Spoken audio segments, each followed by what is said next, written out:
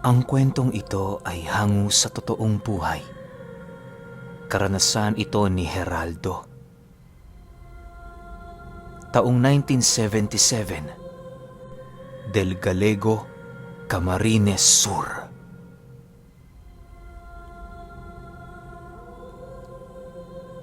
Itong mga panahong ito, may pamilya na itong si Geraldo. Sa ilang taon nilang pamumuhay sa lugar, naging maayos naman ang lahat. Mababait ang karamihan sa kanilang kakilala at lahat ito bumibisita at nagbibigay sa kanya ng mga makakaing bunga sa tuwing makikita siya. Si Geraldo kasi noon, hindi basta-bastang mamamayan sa kanila, gawa ng ito ang isa sa mga nagpapasaka na merong malaking hati sa mga trabahador. Ngunit, nang dumating ang kanyang kapatid galing Siquijor, tila ba nagbago ang ihip ng hangin para sa kanilang pamilya. Sa isang iglap, inilagan siya ng mga ito na parabang hindi siya nito nakikilala. Paulit-ulit naman yung tinanong ni Geraldo, subalit sa kasamaang palad, wala siya doong nakuhang kasagutan. Sa paglipas ng isang buwang pananatili ng kanyang kapatid, nasanay na siya sa ganoong kaganapan. Wala na siyang pakialam kung pangilagan pa nito ang kanyang pamilya, basta ang nais niya, walang masasaktan sa kanila. Iba ng usapan kung mananakit ang mga ito, lalo pat wala naman silang ginagawa. Alam naman noon ni Geraldo na hindi ordinaryong tao ang kanyang kapatid. Aminado siya na ang pamilya nila ay merong dugo ng mga mambabarang. Siyempre, ordinaryo na yon sapagkat galing ang kanilang mga magulang sa probinsya ng Siquijor. Pasintabi lang sa mga nakikinig, hindi lahat ng pamilya na nanggaling sa Siquijor ay mga mambabarang. Ang iba naman lumaking ordinaryo, kagaya ng maraming taong nabubuhay sa mundo. At kung hindi ako nagkakamali, nasa 70% ang bilang ng mga normal na nakatira sa Siquijor. Yung 10% doon, medyo tagilid pa tayo. Ulitin ko lang, taong 1977 ito. Iba naman yung ngayon. Isang araw, habang naglalakad sila patungo sa sentro ng nayon, napansin nila ang pagtitinginan sa kanila ng iilang mga matandang naroon. Pagtitig ng kanyang kapatid sa mga ito, bigla naman yung lumapit sa kanya habang bumubulong ng, "Kuya, itong mga nakaraang linggo napapansin ko, padami ng padami ang lahi ng mga aswang sa lugar na to ah. Sigurado ka bang tayo ang pinangingilagan nila? O baka naman nag-aalangan lang sila sa karunungang tangan ko? Hanggat maaari, kuya, ayokong gumalaw. Pero kung ganito lang ang pinapakita nila, abay handa akong makipagpatayan sa kanila." "Kumalma ka lang, Pasyo. Hindi mo na kailangan gawin yan. Alam ko namang marami sila rito eh. Siguro, hindi lang sila handa na magkaroon ng kapitbahay na isang mambabarang. Paano ba naman kasi? Nang dumating ka, halos ipangalandakan mo na sa kanilang karunungang taglay mo." Sagot naman niya rito. Nang marinig ito ng kanyang kapatid, tumawa lang naman ito habang inaalala ang mga panahong pagdating niya. Sa pagpapatuloy ng kanilang paglalakad, doon nila nakita ang isa sa mga kaibigan ni Geraldo na kabilang din sa pamilya ng mga aswang na pasimpleng naninirahan sa kanilang lugar. Hindi naman niya yun gaanong pinansin, gawa ng maayos ang kanilang pakikitungo dito. Ilang minuto pa ang lumipas, tuluyan na nga silang nakalayo sa mga taong nagmamasid sa kanilang dalawa. Hanggat maaari, hindi nila yun binigyan ng pansin para naman kahit papaano makaiwas na rin. Matapos ang kanilang paglilibot, agad naman silang bumalik sa kanilang tahanan. Bago pa man sumapit ang 6:00 ng gabi, nakakain na sila ng hapunan. Kinakailangan kasi nilang maagang kumain sa kadahilanang may ginagawang kahilingan ang kanyang kapatid sa kanilang lugar. Yon ang rason nito kung bakit kailangan nitong dumayo sa kanilang lugar. Habang nananalangin ang kanyang kapatid sa loob ng silid, wala namang ginawa si Geraldo kundi ang makipaglaro sa kanyang mga supling.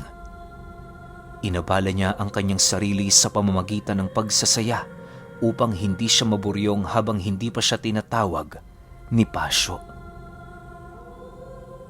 Ilang minuto pa ang lumipas, bigla naman noong natigilan si Geraldo nang marinig niya ang kanyang kapatid na tumawag ng, "Kuya, kailangan ko na ho kayo rito. Pumasok na kayo." Nang marinig niya ang sinabi nito, agad naman niyang binuksan ang silid.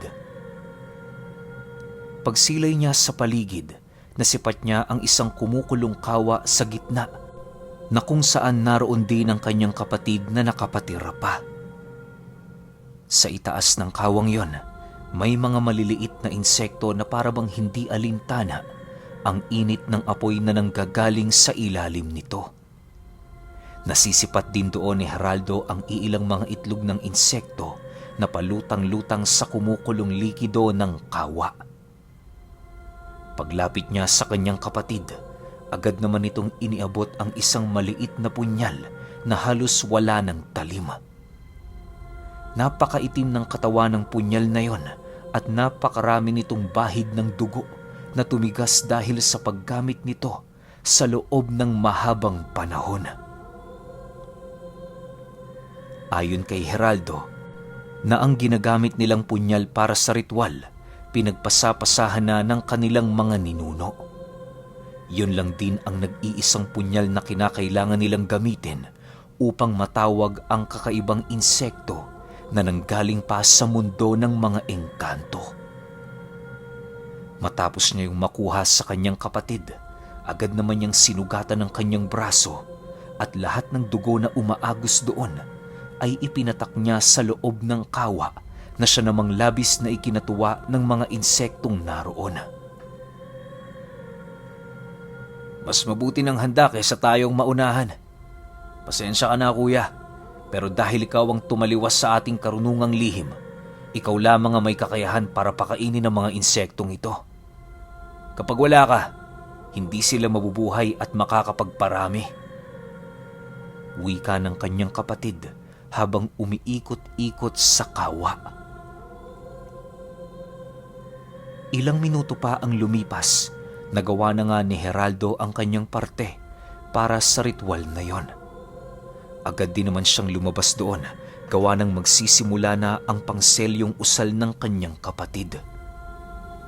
Napakamapanganib nito para sa kanya, lalo pat wala siyang bakod at puder sa katawan. Maya-maya pa, bigla naman niya yung nasipat na lumabas sa silid, hawak-hawak ang 2 garapon na punong-puno ng mga insekto. Ayon sa kapatid niyang yon, lahat ng mga insektong kanyang nahuli ay purong reyna ng mga uri nito. Yon ang pinakamabisang insekto na maaaring gamitin ng isang mambabarang laban sa kapwa niya nilalang na nasa panig din ng kaliwa. Ayon sa kapatid ni Geraldo, na wala nang mas epektibo kontra aswang kesa sa mga insektong kung tawagin ay tiyangaw.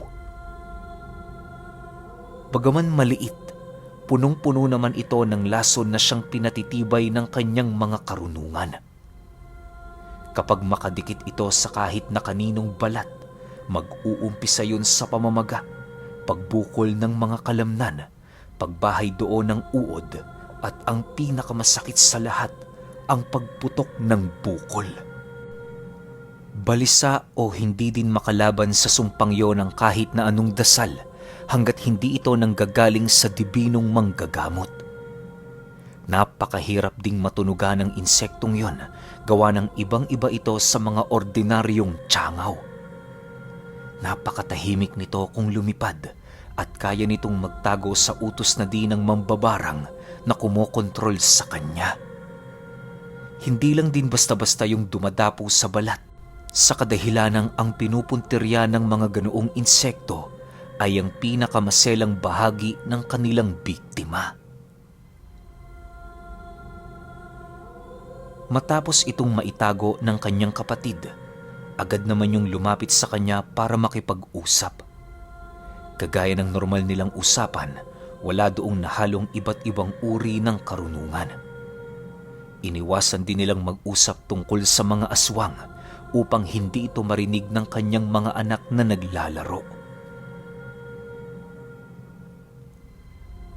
Makalipas ang 2 araw, nagpatuloy pa rin ang ganoon nilang buhay.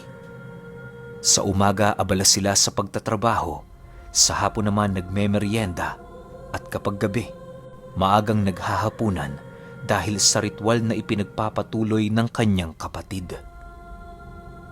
Subalit lingid sa kaalaman noon nila Geraldo, tinitiktikan na pala sila ng iilang mga aswang sa baryo. Isang hapon ng Biyernes, habang naghihintay si Geraldo sa kanyang anak na nag-aaral sa sekundarya, napansin niyang hindi pa yon umuuwi. Ang mga kaklase nito ay napadaan na sa bahay nila, pero ang anak niya hindi niya pa makita. Dala ng pagkabahala noon ni Geraldo, agad naman siyang tumungo sa eskwelahan nito upang hanapin yun doon. Sumama na din naman noon si Pasio para naman kahit papaano meron siyang makatulong. Sa pagbaybay nila ng daan, nakasalubong nila ang isang lalaki na panayang pagngisi habang nagmamasid sa kanila. Paglapit nila rito, bigla naman doong natigilan si Geraldo nang magsenyas ito na papatayin ang kanyang anak.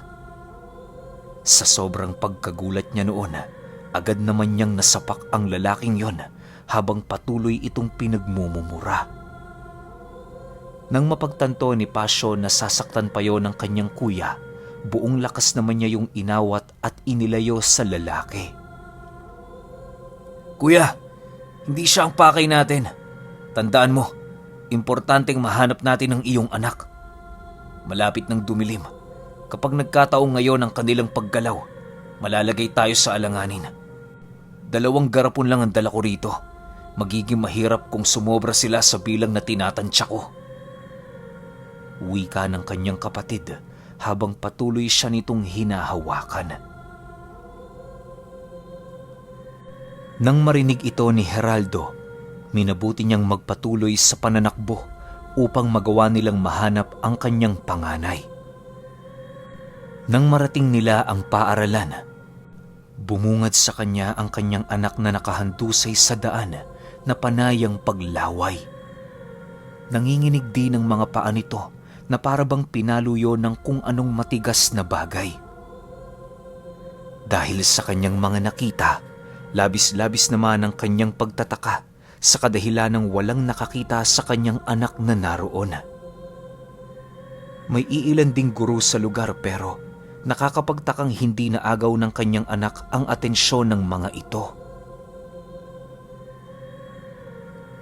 Pagsilay ng kanyang kapatid na susugod na naman itong si Geraldo sa mga guro, agad naman niya yung binulungan ukol sa sabulag na kanyang nararamdaman sa katawan ng kanyang anak. Marahil ay binalutan niyo ng sabulag ng mga aswang upang magmukhang isang bagay na hindi gumagalaw ang katawan nito sa daan. Matapos itong marinig ni Geraldo, wala na silang nagawa kundi ang bumalik sa kanilang tahanan. Habang binabagtas nila ang daan, kitang-kita nila noon ang pagsitinginan ng iilang mga nilalang sa buong paligid. Ang kanilang mga kapitbahay ay maaga pang nagsara, indikasyon na merong mangyayaring masama. Ilang oras pa ang lumipas, tuluyan na ngang binalot ng dilim ang buong paligid. Ang kanyang anak, nananatiling tulala habang naglalaway ng walang tigil. Ayon kay Pasio, kinakailangang hayaan na muna nila ito sa kadahilanang maaaring kakapasok pa lamang ng yanggaw sa katawan ng bata. Mapanganib na kunin nila agad yon, gawa ng masyado pang sariwa ang dinaanan nito. Wala naman sila doong dapat ipag-alala hanggat hindi pa yon nakakatikim ng dugo o karne ng tao. Maya-maya pa, bigla naman silang natigilan sa kanilang kinaroroonan nang makarinig sila ng mga pagsigawan sa buong paligid. Nag-umpisa na din noong sumimoy ang napakabahong hangin, indikasyon na napakaraming mga aswang ang nasa paligid. Dahil sa naramdaman ng kanyang kapatid, agad naman itong nilatag sa kanilang sahig ang isang telang naglalaman ng mga simbolo at ritual ng kanilang ninuno. Ang mga hugis sa telang yon ay kulay puti, habang ang mga simbolo naman kulay pula. Berde ang kulay ng mga dasal at kulay itim naman ang kabuuang tela. Ayon kay Pasyo, isa yon sa kanilang mga pamamaraan upang malayang makontrol ang mga tiyangaw na kanilang papakawalan. Kapag wala ang telang yon, maaari silang atakihin ng kanyang mga alagang tinawag.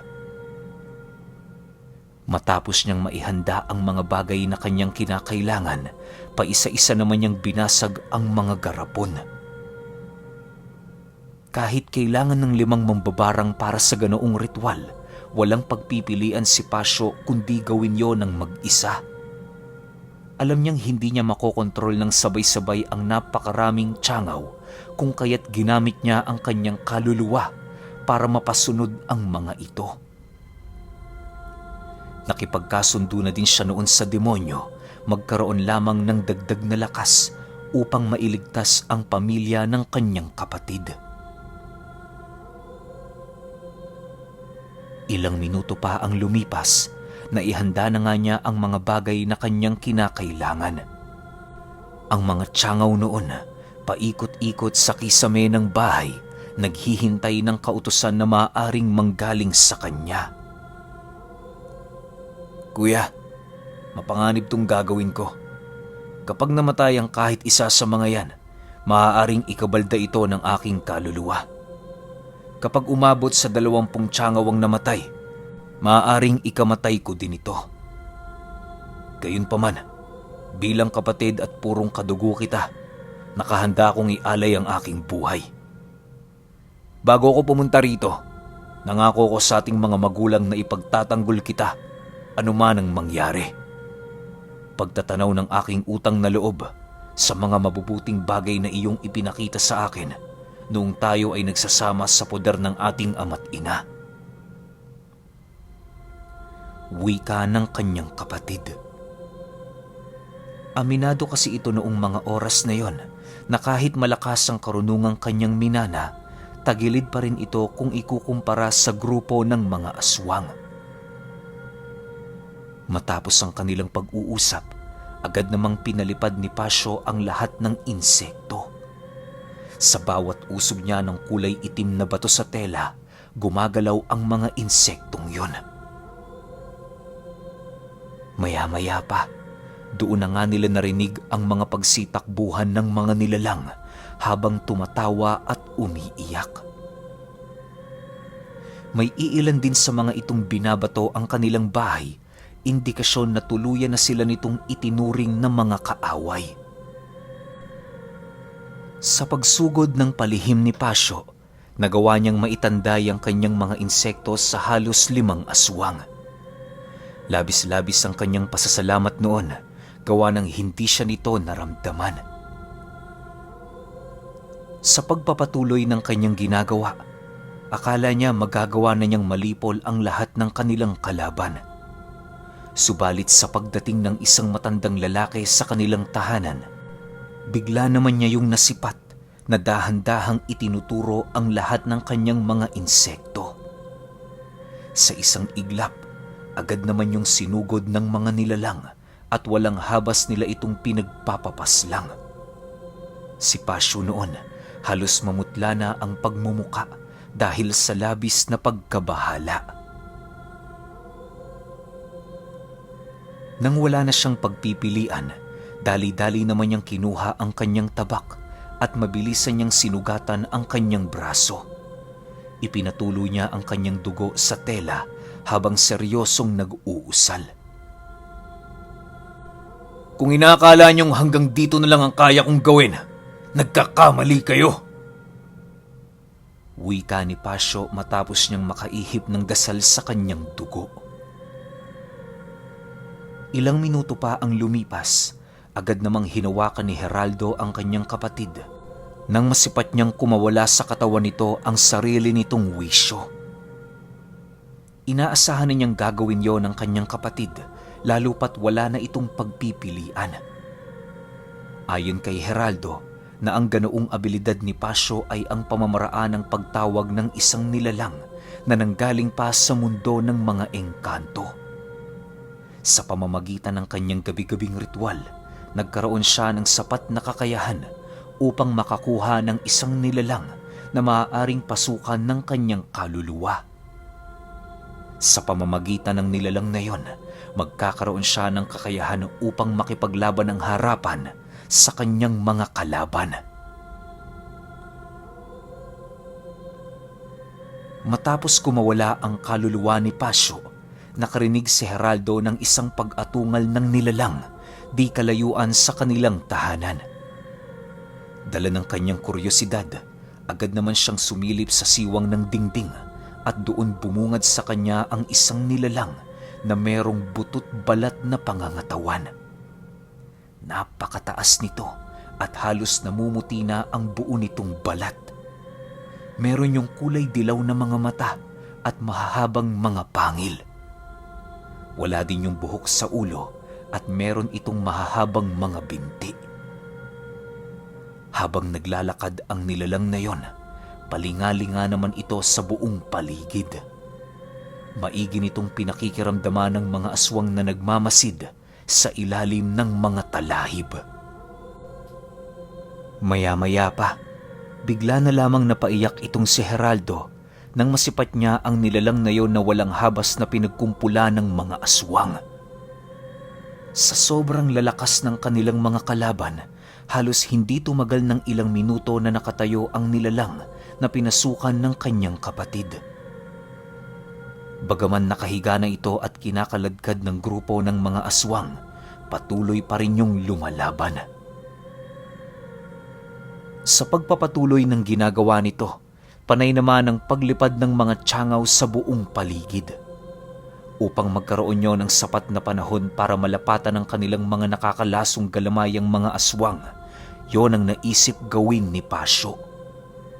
Gamitin ang kanyang sarili bilang patibong upang maisagawa ang pinakamakapangyarihan niyang pag-atake. Dahil sa nabaling ang atensyon ng mga aswang sa kanya, kung kaya't hindi na nito nabigyang pansin ng mga tiyangaw na pasimpleng dumapo sa kanilang mga katawan. Subalit, pagsilay niya sa gabunan ng mga aswang, laking gulat na lamang ni Pasio nang masipat niya yung walang habas na pinapatay ang kanyang mga insekto. Dala ng kanyang galit at labis na pagkabahala, buong lakas siyang nagpumiglas sa pagkakahawak ng mga kasama nito upang madali niya yung malapitan. Pagramdam ni Pasio na malaya na ang kanyang kanang kamay, buong lakas naman niyang pinagsasasapak ang mga aswang na patuloy pa ring nakahawak sa kanya. Nang magkaroon na siya ng lakas para tumayo, dali-dali naman niya yung ginawa at kasabay nito ang mabilisan niyang pagsugod sa gabunan. Ngunit bago pa man siya makalapit sa kinaroroonan nito, bigla naman siyang tumilapon nang masipat niya ang pagsuwag sa kanya ng isang dambuhalang kalabaw. Sa sobrang lakas ng pagkasuwag ng nilalang na yon, halos mabali na ang isang maliit na puno na kinalagpakan ni Pasio. Sa muling pagsilay niya sa gabunan, doon niya tuluyang napagtanto na imposible na para sa kalagayan niya na malapitan pa ito. Ang tanging naisip na lamang niya noong gawin, pagsamasamahin ang mga tiyangaw upang magkaroon yon ng tsansa na malapitan ang gabunan.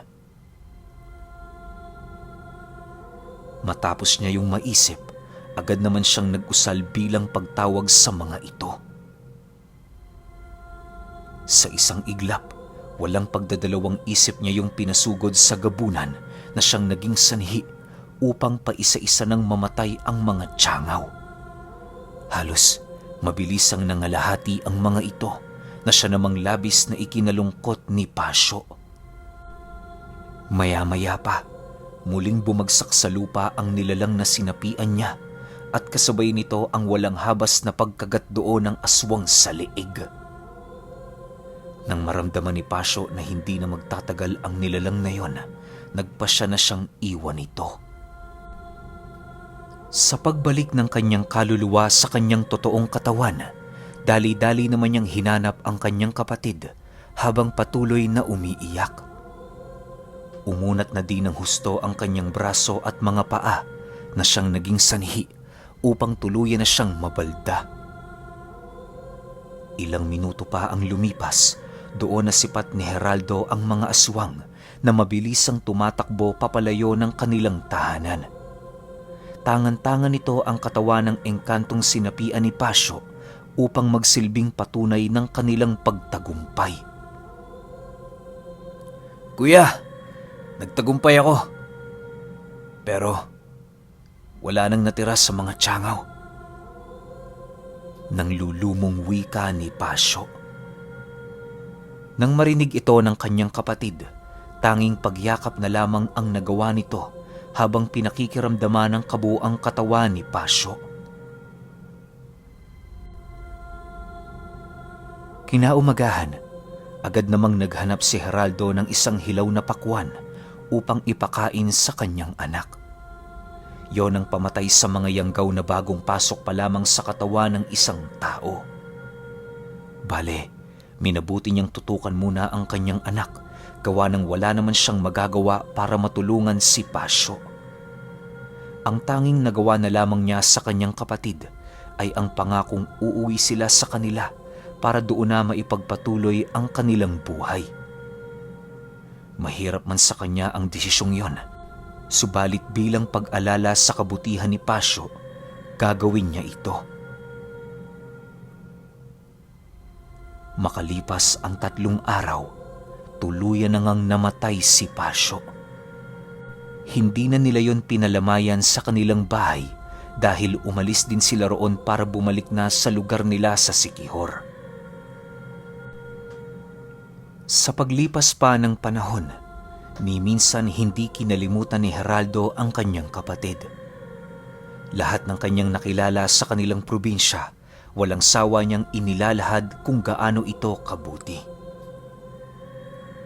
Alam niyo ba na sa sobrang pagmamahal ni Geraldo sa kanyang yumaong kapatid, ang huling salita na kanyang binitawan bago siya na maalam ay ang pangalan nito. Para maipagpatuloy ang istorya ni Pasyo sa kanilang pamilya, pinagpasapasahan yon ng mga supling ng kanyang anak. Nagsilbi ding pag-alala nila kay Pasyo ang araw ng Biyernes. Dahil doon naganap ang karumal-dumal na patayan sa pagitan ng angka ng mga aswang kontra kay Pasyo at ang kanyang mga tiyanggaw.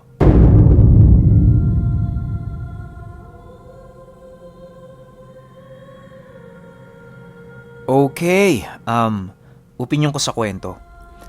Unang-una ngayon ko lang narinig yung tiyanggaw. Di ko nga alam kung tiyanggaw ba o tiyangaw.